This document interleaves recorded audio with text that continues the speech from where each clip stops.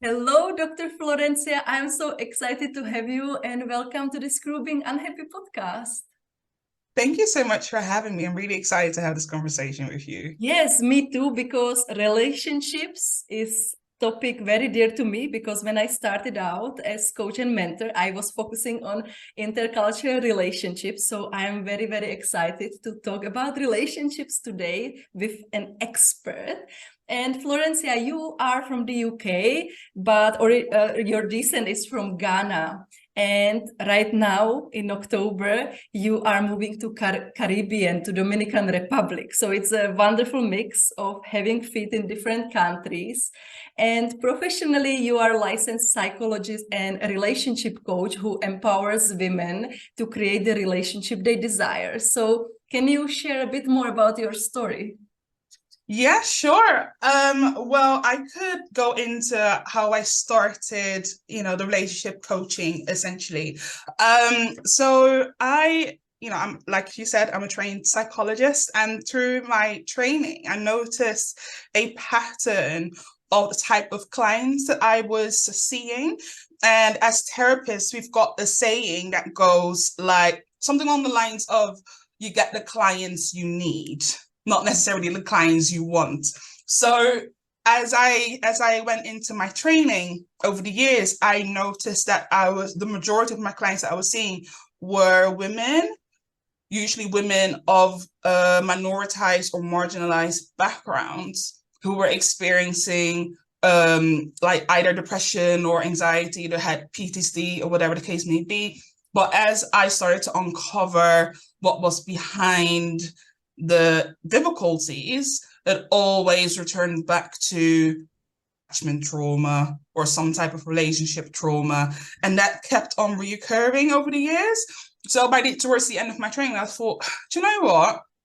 Considering that has become my niche, let's say, let's just branch out and make a larger impact rather than just focusing on the local populations that I work with. So yeah, that is how the relationship coaching, came about in addition to my private therapy business.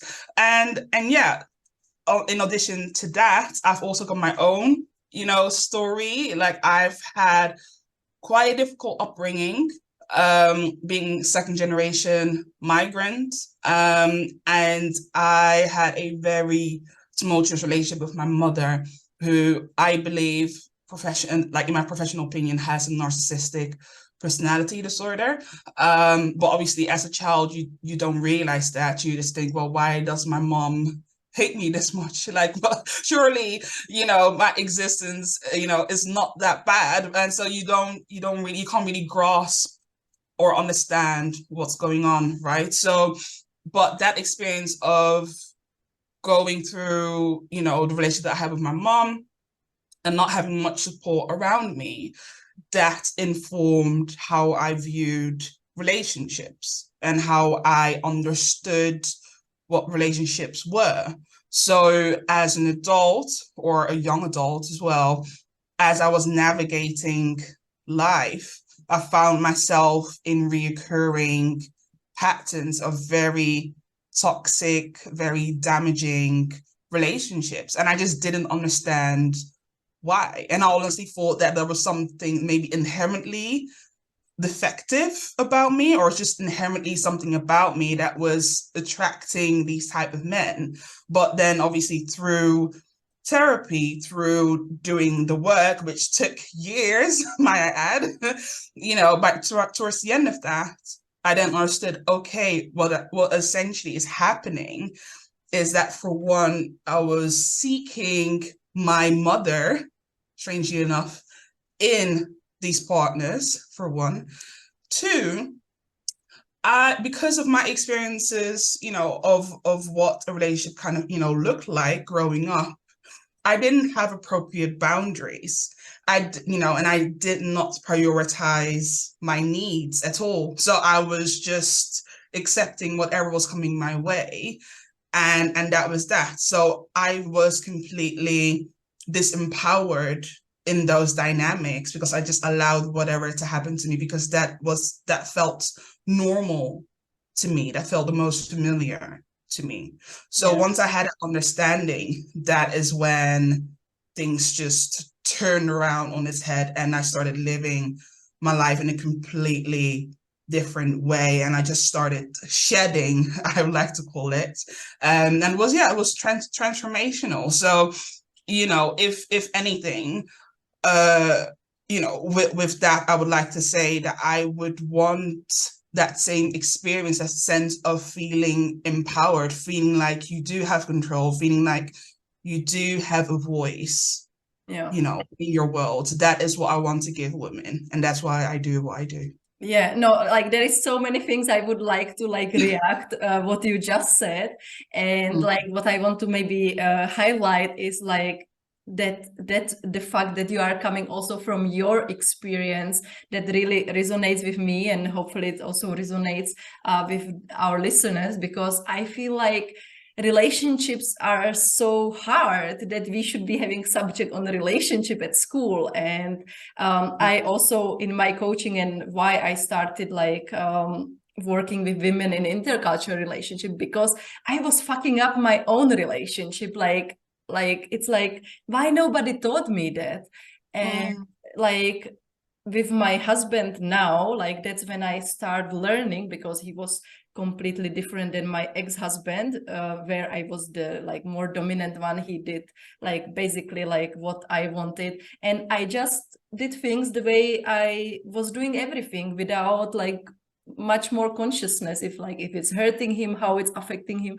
And my husband, he was like, no, you can't be doing this bullshit, like. And that's when I start kind of changing. And probably your story is like tougher than mine. Like I didn't have that complicated childhood, but I believe that all of us in some way, we have something crazy like growing up. And why I love that you are doing what you are doing now is that I believe that women, they don't have to go through the same mistake as other people did. And Absolutely. yeah, and if we can help them like to avoid mistakes me or you have done, like I think that's already a win. Yes, yes, absolutely. And that is key because, again, coming from a therapy background, like we are trained in a way that, basically says you shouldn't reveal too much about what's going on for you, or, your personal story, or, need to keep therapeutic boundaries, and, it might, disrupt the therapeutic relationship if you reveal too much about yourself. But at the end of the day, even with therapy, with coaching, or whatever it is, there is a two-way relationship here, right? Yeah. And the beauty about being able to do this kind of work with coaching, I mean, is that you can be a proactive participant in that relationship, and you can share your own experience, Yeah. and if I can uplift or inspire or empower another person, even if it's just one other person, through just sharing my story, and just sharing my testimony, really, that in and of itself is incredibly rewarding. So Yeah. so Yeah. so It's that's why I will keep sharing my story. So yeah. Yeah. I think it's like super powerful, like for the women out there who feel incredibly alone, like suddenly hear that other women have gone through something similar, like just not being alone. It's like very powerful. And let me go a bit back to your specialty. Like you said, you are helping women like to break free from unfulfilling dating and relationship patterns. And often, and I think it shows both of our personal journeys as well, it takes years, it takes really long time before we even realize that something is not working for us, and it's actually unfulfilling, even if we feel that our relationship is kind of okay, it's good, but it takes so long to realize it. So what do you have to say about this, how we can bring more consciousness into our relationships? Yeah, you're absolutely right. It can take, quite a long time for you to realize that something is wrong, or that your needs are not being met. But what I advise my clients to start off with is to treat themselves as though, how would I put it? Essentially, I would encourage them to treat themselves as though they are literally in a relationship with themselves. So what are kind of like the expectations that you have for someone else in the way that they treat you? I want them to like literally action that in their day to day. So thinking about the way that you speak to yourself, you know, do you have a very strong inner critic? If so, what do you do about that? Do you challenge that? You know, are you having more compassionate dialogue with yourself? You know, like, because again, if you put it into perspective, if you I don't know, have like a little cousin or a nephew and you hear them speak ill of themselves, that you would step in and say, hang on, you shouldn't be speaking to about yourself like that. Why would you do that? And you know, and you would affirm them, you know, say kind things. And so I want you to do the same for yourself, and you know, and treat yourself to nice experiences, you know, and make looking after yourself a priority, so that when you receive it, it doesn't feel foreign, or it doesn't like it's not, you know, you won't let that then cloud your judgment, essentially. So that's the first thing that I would say. The second thing is developing a stronger relationship with your body. So you need to develop a stronger relationship between mind and body, because more often than not, and especially women who have gone through some levels of trauma in one way, shape, or form, they have disconnected from their body because they have been in survival mode for a very long time. So you need to like reconnect that part of yourself, because your body knows when you're being triggered. Your body knows when something is off, and that will be the first, your body will give you the first to say, oh, you need to pay attention to what's going on here. But more often than not, we kind of like ignore it, or we think, oh, we're probably looking into it a bit too much, or oh, you know, it like it's fine or whatever, and then we just keep on going. But you need to start listening to your body more, because it will signal to you that something is off. You may not necessarily in the beginning stages know exactly what is going on, but even just taking a pause and noticing what's going on for you, that gives you time to evaluate the situation and consider what is going on for you. So those are the two main things I would say. Yeah. That's a good start to book. And I'm actually aved, like how every time I record podcast, every time I have conversation with something, and the topics we talk about, it's kind of related to something like which came up very recently. So just today I was reading a book, and like it was talking about like how counter intuitive is it for most of us, like when we are told like put yourself first, because we are taught the opposite.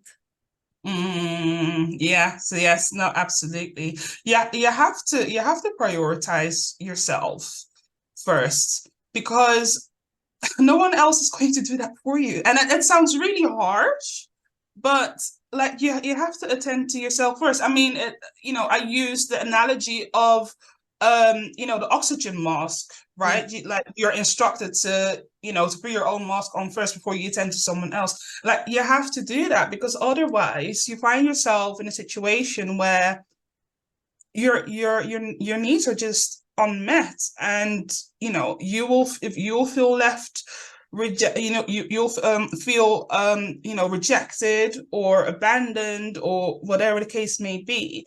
And it doesn't have to get to that point if you know exactly what you want and prioritize that. Yeah.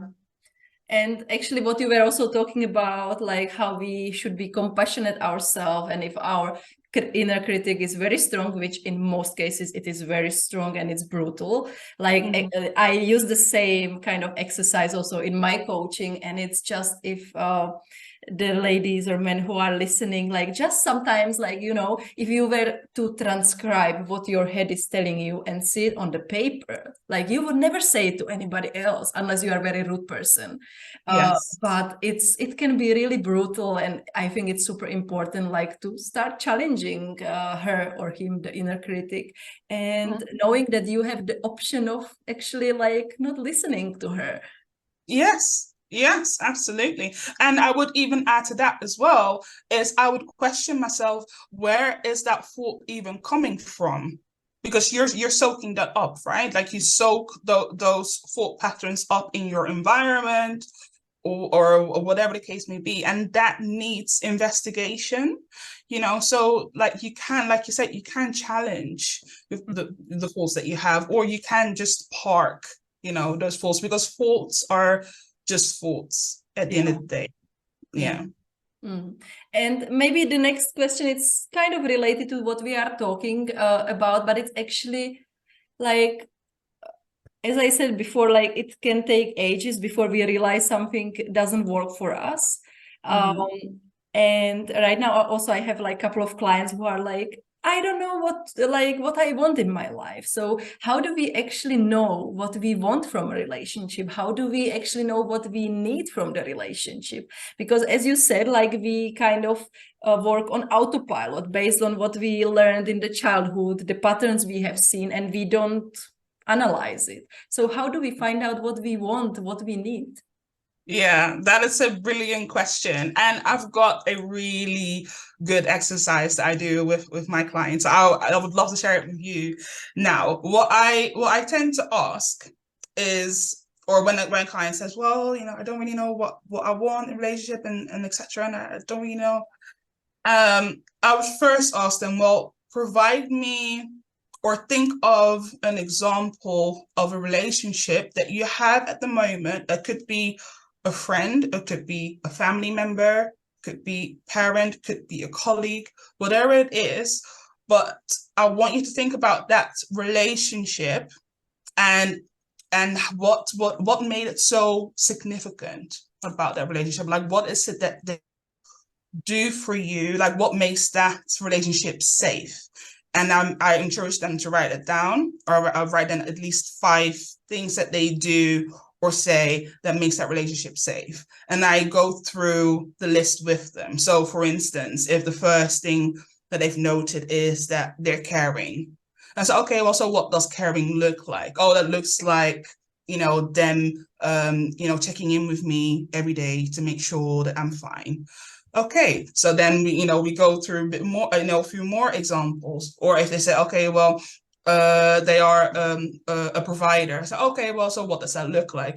Though they make sure that, when I was younger, they make sure that I always had food, and, I always had clothes, or I always had this and always had that. I never had to worry about anything. Or if I needed something, I could ask them, and, there would never be any pushback. So that, if you as you go through the list and you kind of branch out into these examples, then you've got, you've got a map which shows you exactly what it means to you to be in a safe and fulfilling relationship.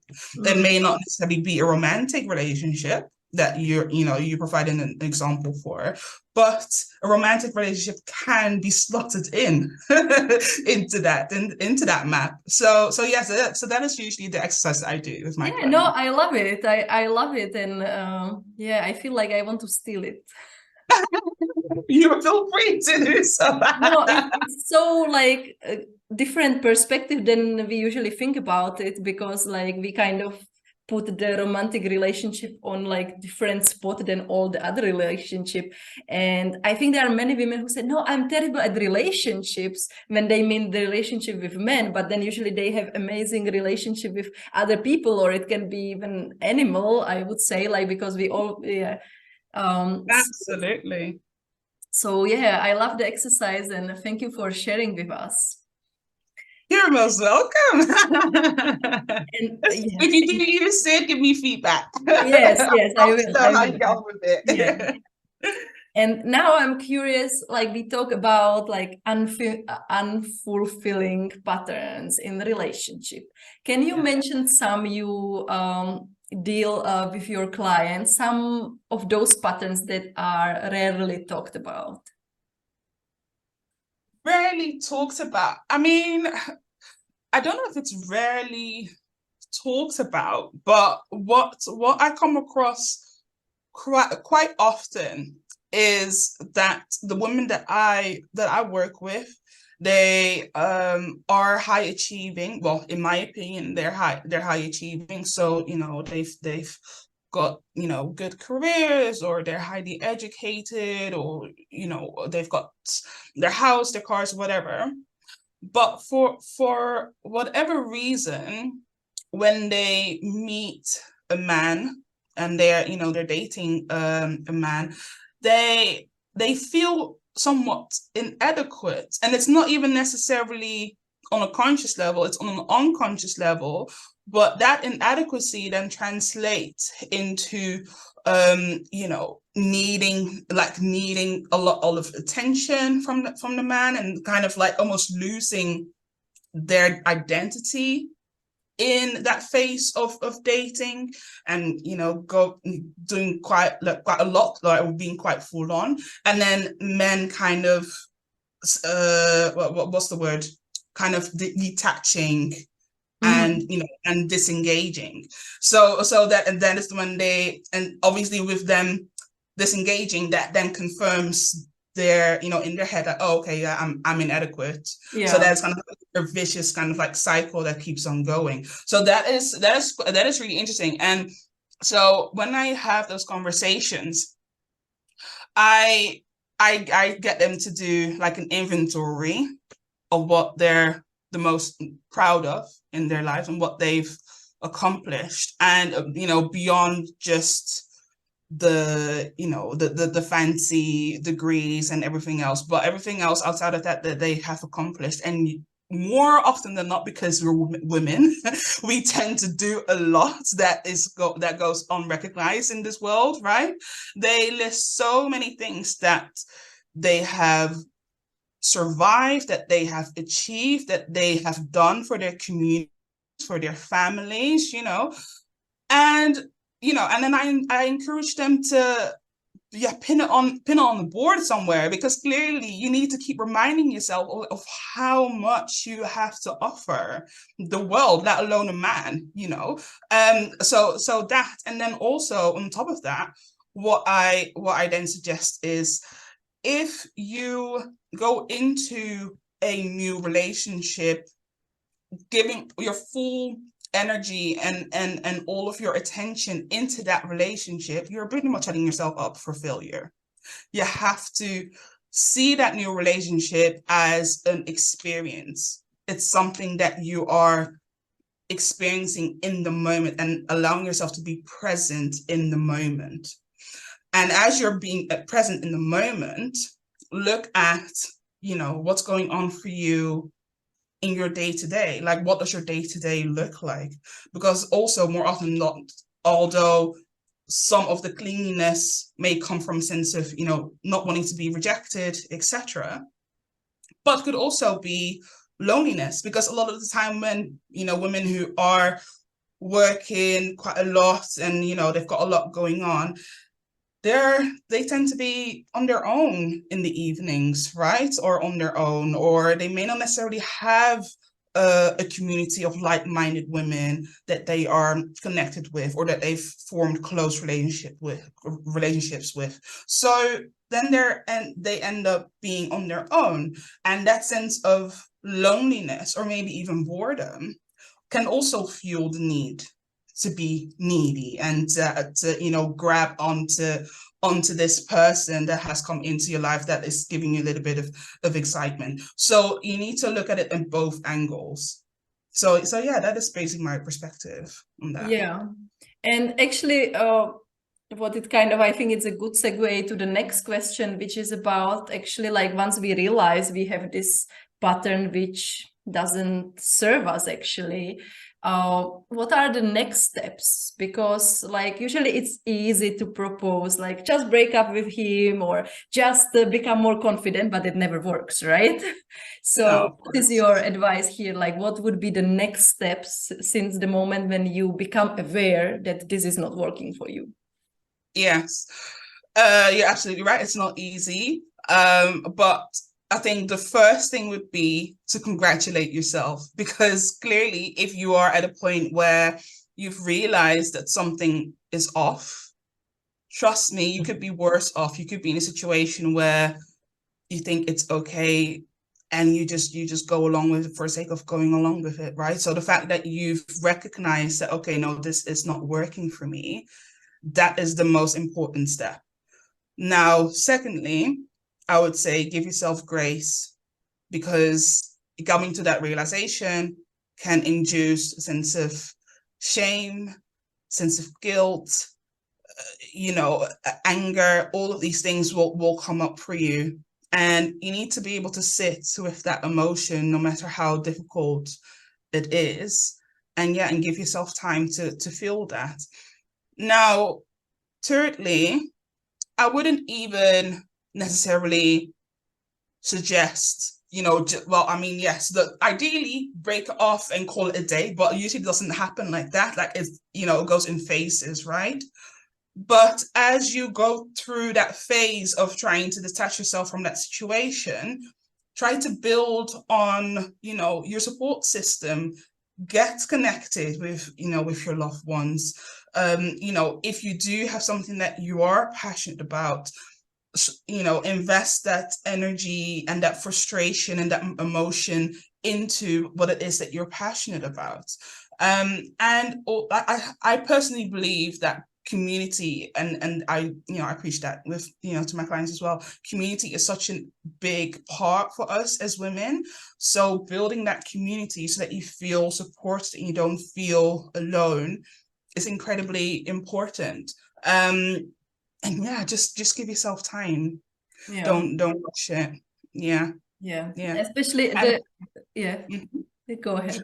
no, I was just gonna say, what it's better out than in, because some of us are also very self-reliant, right? So we need to just go through this by ourselves, but it's better out than in. Talk to someone, write it down, journal if you Yeah. need to, or audio record yourself if you need to, but it needs to come out.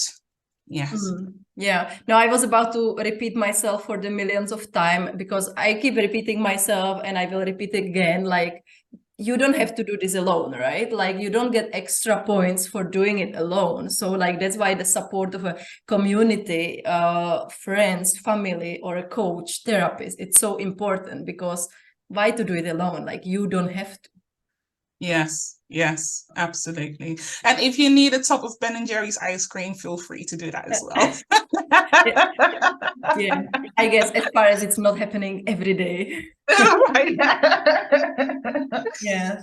And actually, like, also, like, the way you were talking about, like, that the moment you become aware of it, when you should congratulate yourself, like, that is a huge step. So usually it's underestimated, but I think so many people actually don't realize ever that they are in something which is maybe not that healthy.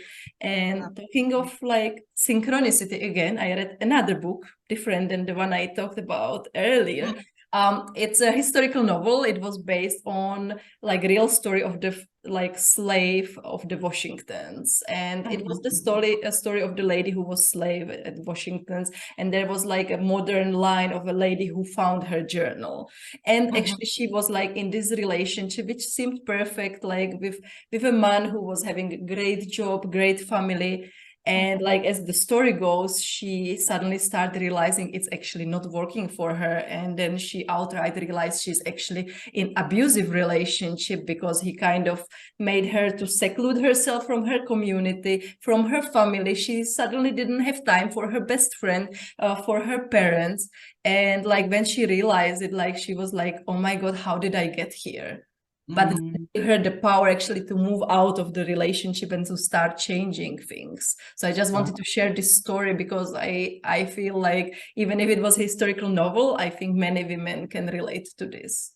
Yes, it's very much relevant to today, but definitely. Yeah. No, it's you see it every day, don't you? And the beauty about relationships, like, we are ever evolving humans, right? Like, as women, again, because I always speak from a female lens, like, we have evolved so rapidly over the last 50 years or so.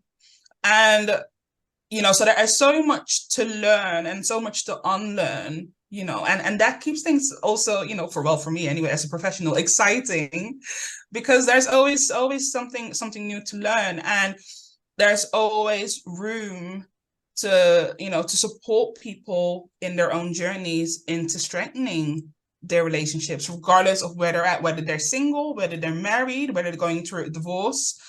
So it's always will be a relevant, topic or subject matter to Yeah. discuss. 100% agree. And I know we are chatting longer than we planned, but I mean, screw that. This is called Was to be Still Being an expected. Unfulfilled podcast. So I actually I guess 4 more questions because I think it's really interesting and I don't want to end it now. So you also talk about like societal norms and how we actually separate what we want as an individual, as a human being, from the culture norms, what is expected from us. Like, how do we separate this? Mm. Do you know what? That is a really, really interesting question, and it's something that I always grapple with still myself. And yeah, I see it with my clients every day. I would always go back to what is it that you value in life? Because especially in this day and age, there is this movement around, certain women wanting to be also what's called hypergamous, or some women having certain standards, for the men that they need in terms of like material standards, I mean. And and all of that is all nice and well, and I definitely believe in social mobility and etc. But at the core of it all, what is the most important and what will keep the relationship sustainable is if your values are aligned. If you've got, I mean, yeah, I won't curse on your podcast, but like if you've got a jerk as a partner, but you are staying with him because he is providing for you and you're financially comfortable, you kind of have to question that. Or if you're fine with that, then if that's working for you, then it's absolutely fine. But when it starts not to work for you, you have to question that. You have to think, okay, well, where is it that I've gone wrong here, and what is it that needs changing? And perhaps you then have to basically come to the realization that, okay, well, maybe the financial part of things isn't maybe necessarily on my priority list, or maybe it is in my priority list, but it's maybe not number one, and maybe number 5 and number 4, and there's some room for negotiation, exploration, etc. So yeah, that is something that I find really, really interesting. But at the end of the day, I'm a strong believer in do what works for you. But if it doesn't work for you, then you owe it to yourself Yeah. to do something about it and analyze it. Yeah. And just to add on that, like as you said, like maybe it's priority number 5, not priority number 1, and you have room to wiggle. And that's just that's what I was also talking about with my client earlier on today, is that there are always so many more options than we initially think. It's not like A and B or black and white. There is like a ton of other options, and sometimes you just need somebody to help you see them. But just know that the options are there. Yes, absolutely. I mean, for example, as someone of Ghanaian descent, I am not necessarily a traditional woman from a cultural, like Ghanaian cultural like perspective. In fact, I think they will probably think that I've lost my mind. Like if I were to go to Ghana and seek a husband there, they will all look at me like, you're not wife material. Like, what are you doing? but that is it's contextual, right? Like how they perceive at what is normal for a woman to do, for how a woman should behave, or what a woman's role is based on that context. So I am not going to go out of my way to seek a man that is based in Ghana. However, what might work for me is someone who is of Ghanaian descent, but who is born and raised in Europe or in the global north, because we've got a sense of understanding of what some of the Western, perhaps cultural norms or views have influenced our ways of being. Yeah. So it is really contextual dependent. So And yeah. yeah, and it's also, I think, really dependent on within country. Let's say, like in Ghana or Zambia, like you always have people who see this completely differently. Like I always say, my husband is not like the typical one when it comes to the like cultural norms and stuff. Exactly. Yes. And just a funny story, because like, I mean, we lived in the second biggest city in Zambia, but Zambia is kind of small, so it feels like everybody knows everybody. And so Yes. people know like that my husband is married to me. So he has lots of guys coming to him, like thinking he's a dating agency. Like, no, please, can you find me a white woman? And he always jokes that he tells them like, it's not what that you don't want to have a white woman, because like you would have to like stop doing ton of things, like you would suffer. So Oh just my on the goodness. light note, to share this. Yeah, And that was hilarious. yeah. So Florencia, and this podcast, what I really want like the listeners to get inspired and to jump to action. And because what I love about having conversations with people and meeting the people is that you can get inspired. So I have a couple of quick questions which I ask my every guest. So Okay. other women and men who are listening can inspire and maybe try new things. So the first one is like, what lifts you up when you're down? Laughter. I mean, if I like, yeah, I always find if I am down or I'm having a bad day, I always try to seek some kind of humor somewhere, whether if it's like comedy or whether if it's maybe watching some of my favorites, I don't know, like YouTubers who are who so happen to be naturally funny, and I would just watch that for hours on end. And just, and just laughter completely, shifts my mood regardless of how down I might feel. And there's something that's called laughing therapy, like that exists in Yeah. India, I think. Yeah. So laughter is powerful. So You yeah. know, that made me think about the YouTube video with pandas, because it's incredible like how much they can be falling all the time. Oh, right. Yeah. Yes. One thing you would want the people who are listening to this podcast, one thing you would want them to do right after they finish listening to the show. One thing I want them to do is to list down their values. And you'd be surprised how many people don't necessarily think about that in their day to day.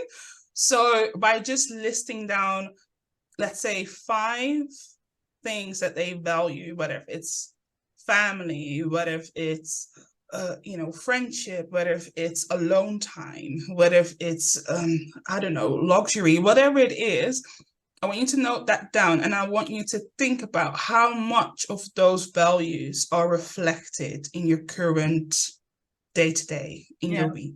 Yeah. And Because this yeah, can be you'd be really surprised. powerful to do that. Mhm.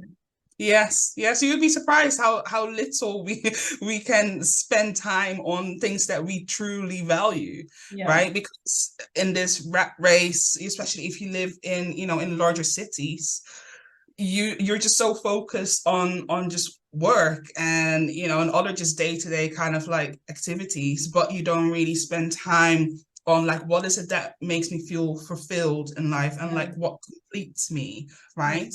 So yeah, so that's a good exercise to do. Yeah, no, I love it. And ultimately, we all want to feel happy in the end. Yeah. And like, if we don't do things which make us happy, even if it's like, let's say, stupid things, like, I don't Mm, know, watching flowers, that's my favorite, then like our life is kind of not that fulfilling as it can be. So yeah. it's really good exercise. And I join the recommendation that, guys, if you are listening, don't jump to another thing and take few minutes, take the paper and list down your values and check if they are present in your life. And Actually, I need to ask this last question. I didn't plan it, but I feel like I wouldn't forgive myself if I didn't ask it. So you mentioned that you love reality TV. So what we Yeah. can learn about relationship from reality TV?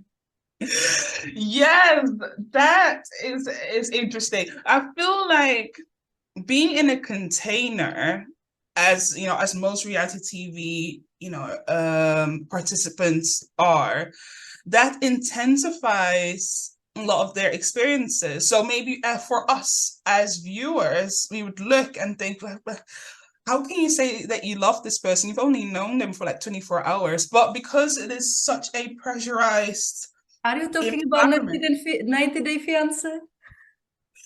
Well, yes, 90 Day Fiance. I'm talking about what's the other one? The one behind the wall. What's that one again?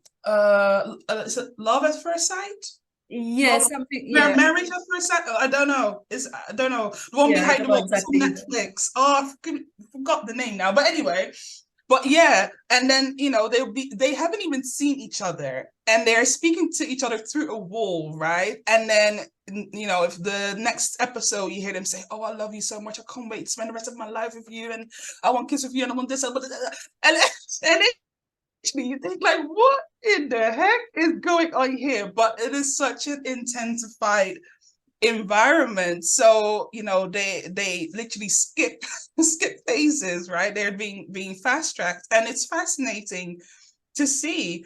And it's also what also makes it fascinating is that there are no necessarily like external variables that Mm. is being added to the equation, right? So so you can just see this love just blossom in its most natural form. But the moment they step out of that container, you literally see it just Yeah. being torn apart by the external factors. So yeah, it is incredibly And I interesting. think this is the same for the 90 Day Fiance. Like somebody know each other online, then they go to the other country, they have to get married in 90 days. And Yes. I kind of wish, because this doesn't happen only on reality TV. When I started in like with women in intercultural relationship, I came across a lot of stories like this, that somebody goes for holiday, they completely fall in love, and then it's a disaster. I mean, of course, there are cases when it can work out very well, but then there are the cases when it's a disaster. And then I kind of wish that if people are watching these reality shows, at least we could learn that, like, okay, like it can be super exciting, it can be romantic, but like it doesn't have to work out, and like kind of bring in the real life in there. I don't watch 90 Day Fiance like the show itself. I watch I don't know if you know Dr. Honda from Psychology in Seattle. No, I don't. He Should I does is so that he something on plays, Netflix? yeah, he plays the show, and on YouTube he comments, like he's a psychologist, so he provides Ah, commentary, and I love him. I mean, if he would ever listen to my podcast, Dr. Honda, you are amazing. So that's how it kind of, I think somebody shared it in the comments, like that's a way you can watch trash TV but having like this kind of educational moments. And he's really really good, and it's super interesting because he provide, I mean, it's not that easy to hear psychologists talk, so I think it's super valuable also like to watch this. So that's how I even know 90 Day Fiance. So oh, yeah. that's great. Oh, that's great. You need to give, his YouTube handle. I would love to watch it. Yeah, Yeah, because so it it's sounds called fun. Psychology in Seattle. I can also put it in the show notes for Oh, is that guys. him? Oh, yeah, yeah. I've come Yeah, across him before. Yeah, yeah, yeah, yeah. yeah, yeah, So yeah. He always does reviews on the 90 Day Fiance, the Love at First Sight, and everything. Yeah. yeah, Okay. yeah, Got it now. Got yeah. it now. Yes. Okay, so thank you for this chat. It was quite longer than we estimated, but it was super interesting and it was fun. So when can we find you and what you have to offer? Yeah, so you can find me at Dr. Florencia underscore on most social media platforms, but I'm the most active on Instagram and YouTube. And what I've got to offer, well, I've got two things. Before I go into the actual offer, I want your audience to have a quick win. So if they are wondering sometimes like, oh, my partner is, or my new partner anyway, my new partner is showing behaviors I'm not quite sure about, don't really know how to feel about that. Or if you're dating someone and they are displaying behavior that you don't really know what to do about that, or you don't really like, I want you to go to the power of pause.info/workbook and download my partner compatibility assessment.